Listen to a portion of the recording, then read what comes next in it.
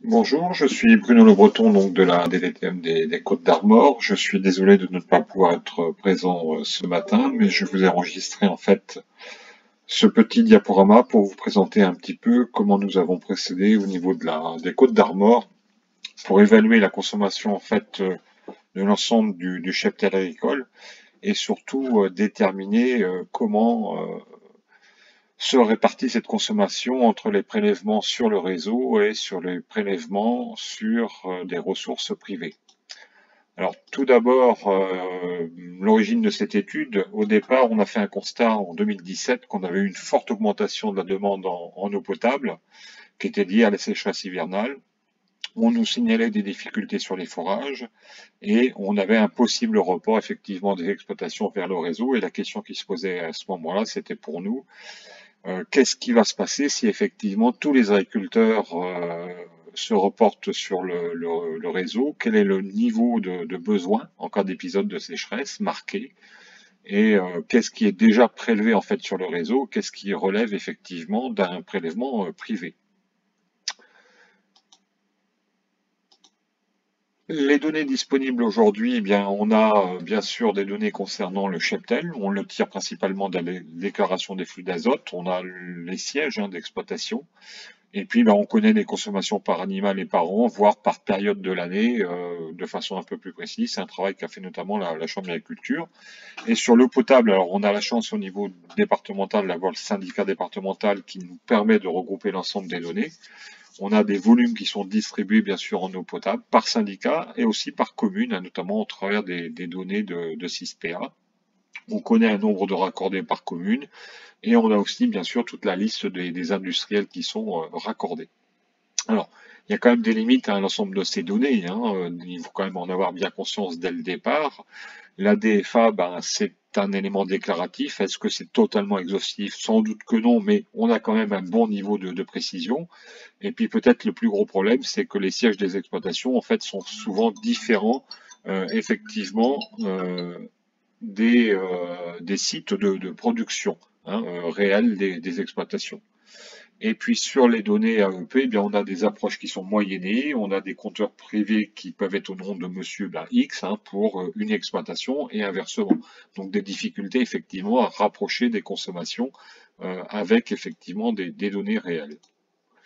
Alors, la méthode globale, bien, on est arrivé à faire un calcul du cheptel, en fait, par commune, et puis à partir de ce cheptel, on a calculé des besoins en eau. Alors là, vous avez une représentation graphique au niveau du département, ce qui nous permet d'avoir une idée précise, alors précise, relativement précise, des besoins, en fait, en eau sur l'ensemble d'une année à l'échelle de chaque commune.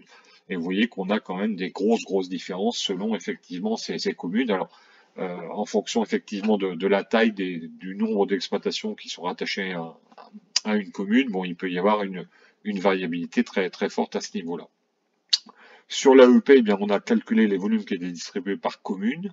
Ça, c'est le travail qu'a fait le SDAEP. On a calculé le nombre d'abonnés privés qu'on a multiplié par une consommation moyenne annuelle. Donc là, on a un facteur effectivement moyenné. Donc on peut avoir une estimation, mais on n'a pas la réalité. Et on a la consommation quand même de tous les sites industriels qui sont connus, qui sont raccordés sur l'EP. Au final, bien, si on fait la consommation totale que l'on a, moins les volumes qu'on a effectivement consommés par les ménages, moins les volumes par l'industrie, bien, on peut estimer en fait qu'à l'échelle communale, bien, ce qui reste a été prélevé plutôt par l'agriculture sur le réseau AEP. Donc ça, c'est un gros travail qu'a fait le SDAEP. Et puis, ben, ainsi, avec, vous voyez, différentes colonnes, commune par commune, syndicat d'eau par syndicat d'eau, on a fini par estimer effectivement les prélèvements privés qui étaient supposés par les exploitations agricoles sur le réseau. Si on estime maintenant ce qui a été prélevé hors réseau, bien à partir du besoin total des animaux, moins les volumes qu'on a estimés prélevés en fait sur le réseau, eh bien on obtient bien sûr les volumes qu'ils ont prélevés sur des ressources privées qui là sont prélevés soit sur des forages, soit sur des cours d'eau, soit sur des sources, soit sur des plans d'eau, pour citer les principales. On a ainsi pu estimer notamment au niveau des Côtes d'Armor que la part agricole en tant que telle, qui est à peu près d'une vingtaine de millions, on va simplifier un petit peu, compte tenu des pertes sur le réseau, bien grosso modo c'est 2 tiers qui sont d'ordre privé, donc prélevés sur des forages principalement sur des cours d'eau, sur des sources, et puis il y a 20%, environ 8 millions de mètres cubes, 7 à 8 millions de mètres cubes en fait, qui sont prélevés directement sur le réseau AEP, avec là sans doute aussi une petite augmentation depuis plusieurs années, notamment pour des raisons sanitaires au niveau des élevages. L'estimation globale maintenant de ces volumes, bien c'est l'autre problème, c'est d'estimer cette part des prélèvements entre les forages, les cours d'eau, les sources, les plans d'eau. Là, on n'a pas été effectivement jusqu'au bout du travail. C'est sans doute différent selon les secteurs géographiques. On a des données de l'enquête BV 2018 qu'il faudrait pouvoir exploiter pour voir si effectivement on a des différences selon les bassins versants.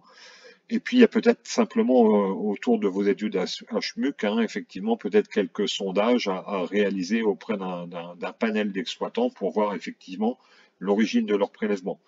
Alors nous, on estime globalement à l'échelle départementale qu'on est plutôt sur 80% issus des forages et 20% plutôt issus des milieux superficiels, mais sans doute avec de grandes différences selon le positionnement géographique et le type d'atelier, notamment.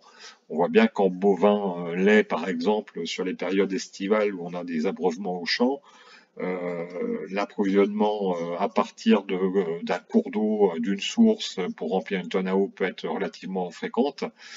Par contre, lorsqu'on est sur un élevage de porc, l'alimentation au forage est quand même privilégiée, et là sur l'ensemble de l'année.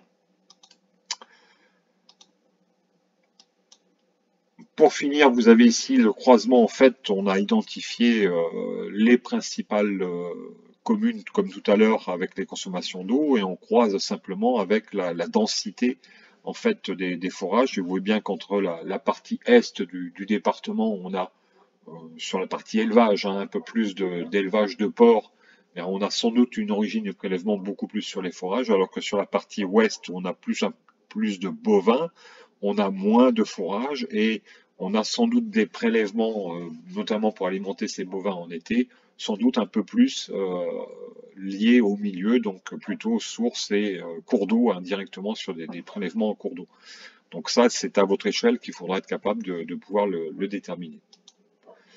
Voilà, j'ai fait le tour, j'espère que j'ai été suffisamment clair et précis. Alors, vous voyez bien qu'on n'a pas tous les éléments pour pouvoir vous permettre d'avoir des données très très précises à l'échelle des sages, mais sur cette même base méthodo, on est capable aujourd'hui d'extraire effectivement à l'échelle de vos sages au moins ces données-là.